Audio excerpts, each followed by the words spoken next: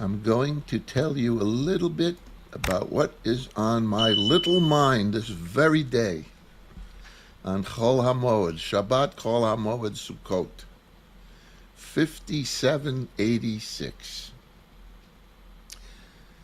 Um, the great American philosopher Yogi Berra hung up his spikes for good after the 1965 baseball season.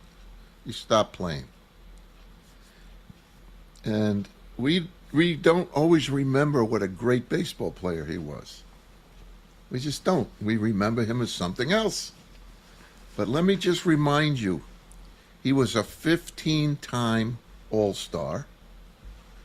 He was a 3-time MVP and a 10-time World Series champion. There aren't too many people that can say that.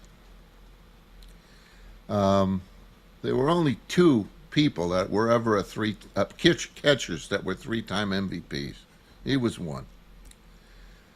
He was elected to the Hall of Fame of Baseball in Cooperstown in 1972.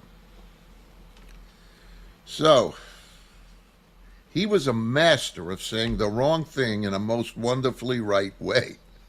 And with his death a decade ago, it was 10 years already that he's gone, at the age of 90, man, what a legacy he left.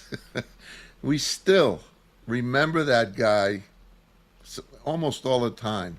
We remember not for his personality, not for his character. Well, maybe that is what we remember him for, because we don't remember him as a Hall of Fame worthy baseball career. We just don't think about it. But what do we think about? His yogiisms. And they're among the most quoted of anyone who ever lived. Even though, according to the man himself, this is what he said in his book: I never said most of the things I said. He was given credit for a lot of things he never said. Anyway, one more thing about Yogi. Who else could bring the rival Mets and Yankee fans together in admiration? There was nobody else that could do that, only him. And as he said, if everything was perfect, it wouldn't be. If everything was perfect, it wouldn't be. Somehow we all know what that means. So why am I talking about Yogi today? I have no idea. No, I do. He is obviously not Jewish. And he's been gone for a decade. So why bring him back?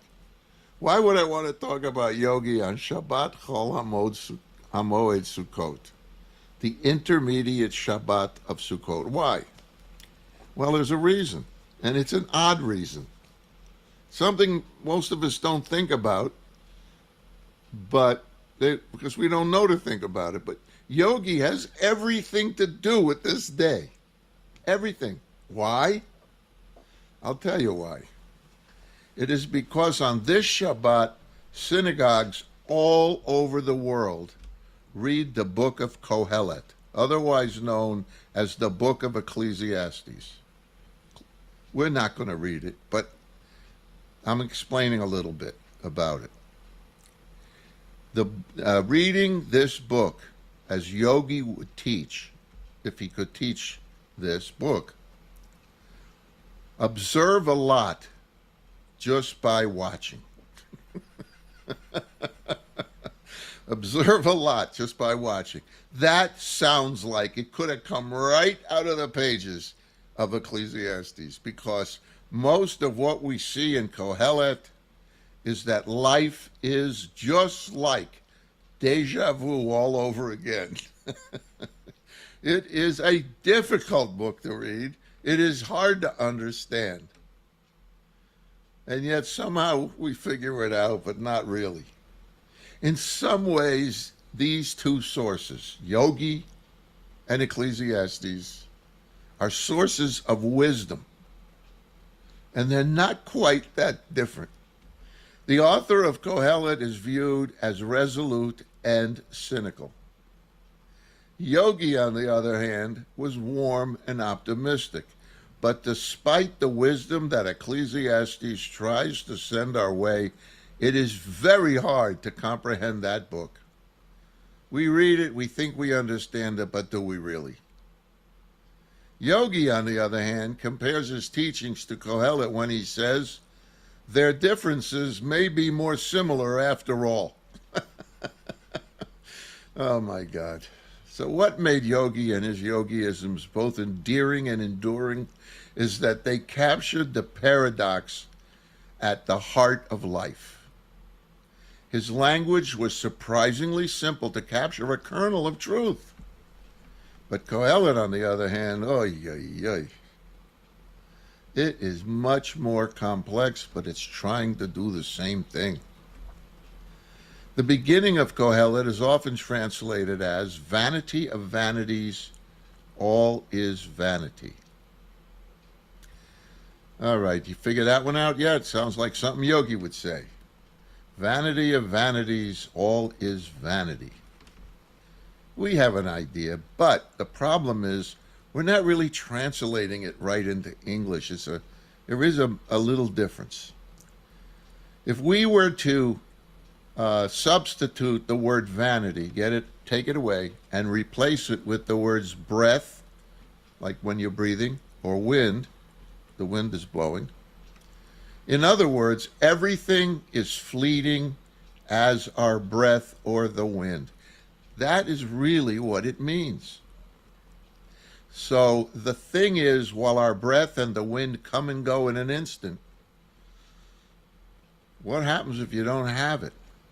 What if you don't have breath? You don't live anymore. Yet you can't catch it. You can't see it. You can feel it. But it comes and goes very quick. What Kohelet is trying to teach us is that we tend to believe that we are much more important than we really are. But we need to remember how fragile life is. We pretend that everything we have or want is much more important than life itself sometimes. More real, because we see it, and more everlasting than it is. How many times have we gone to a store or a place and we saw something we needed now? We need it now. How many times? I know. A lot. Many times. So that's what it's teaching us, you know? You take what you have, you need it now, and what happens to it? Take it home. Sooner or later, you forgot you have it. It's not that important anymore. And it generally will break anyway, or disappear, or whatever. And do you care? Over the many, many years, you buy a beautiful chair, eventually the chair breaks. You buy a beautiful painting, eventually it bores you. These are things. This is life. Try living without breath. The breath goes away immediately. You need breath.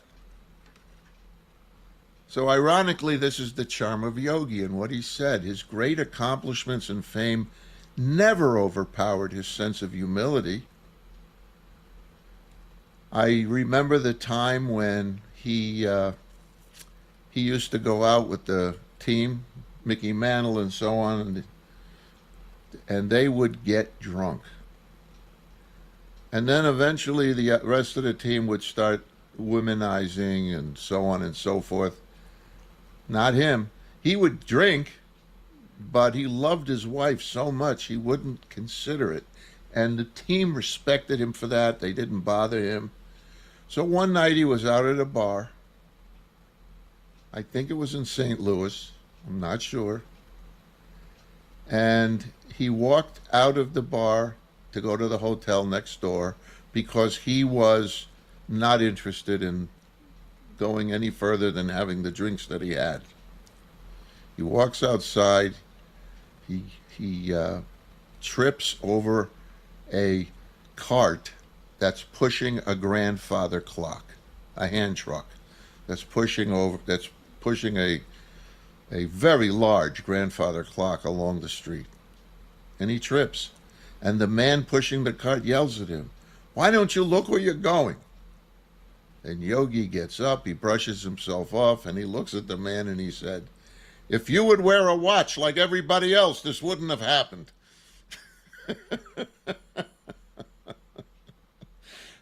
He had such a sense of humility.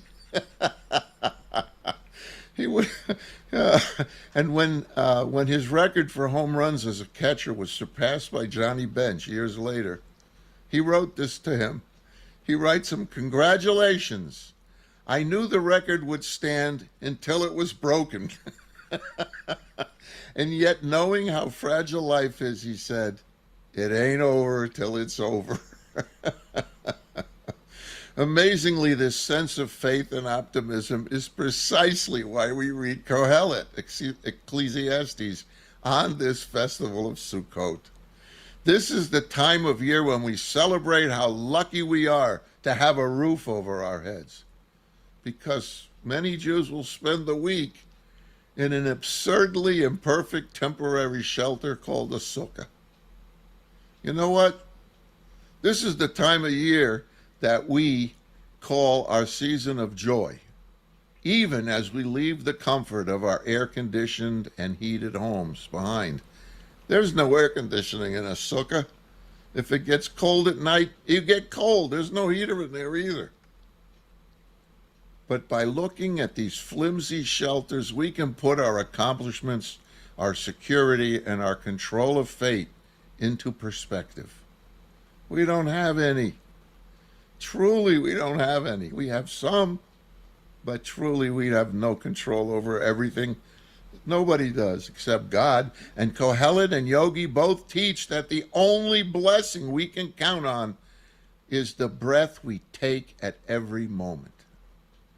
You know, Yogi said something I want to close with, and it's true. We all know things. We all make predictions. We all think we know what's going to happen in the future. We'll even make bets on it sometimes. I'll bet you this, I'll bet you that this is what's going to happen. Well, not always. Doesn't happen that way. In fact, most of the time it won't. So here's what Yogi said about that. How many predictions do we make that come true?